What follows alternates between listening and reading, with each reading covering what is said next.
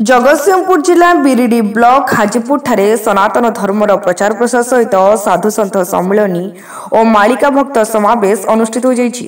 मुख्य अतिथि भाव में पुरी श्री रामचंद्र बड़पंडा मामंत जोग देथिबा बेले अन्यमानक मध्यरे बाबा अरखित दास, महंत प्रशांत दास प्रमुख बहु साधुसंत माने जोग दे सनातन धर्मर प्रचार प्रसार और मालिका वर्णित कथावस्तु उपरे आलोचना करथिले। एही कार्यक्रम में बहु भक्त और श्रद्धालु माने जोग देथिले। 2 दिन धरी चलिबाकु थिबा एही कार्यक्रम रे आध्यात्मिकवाद और एक भक्तिमय परिवेश सृष्टि होइतिला। आपण मान जानंतु या गोटे मालिका वर्णितर वाक्य प्रतिफलित होबाकु जाउछि।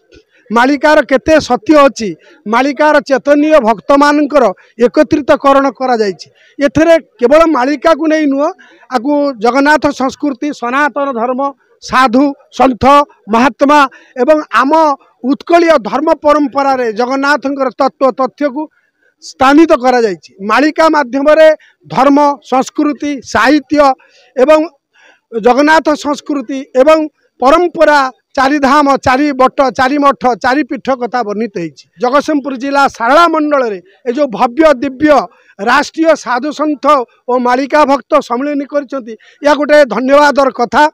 ता सहित ओडिशार समस्त प्रांतरु तथा आमर देशर समस्त प्रदेशरु भक्त मानकर सुओ छुटिछि। आज एई जगतसिंहपुर माटी हाजीपुर ठारे जगन्नाथ संस्कृति, सनातन धर्म एवं मालिकार जनजागरण निमंते एटा गोटे अभिनव प्रयास। आम चाहूँ जे मालिका आंचलिक स्तर में ओडिया भाषा रे गोटे कह देथिला ता वर्तमान राष्ट्रीय स्तर में तथा अंतरराष्ट्रीय स्तर में पहुँचवा, सेटा ही आमर प्रयास। आउठी गोटे मूलदुआ पड़ा आगू आपण मैंने देखिए जहाँ मालिका लेखा अच्छी 111 देश में मालिकार ध्वजा उड़ब, 111 देश सनातन धर्म को मान्यता देव। जगतसिंहपुर रीता साहू को रिपोर्ट, तीर्थक्षेत्र लाइव।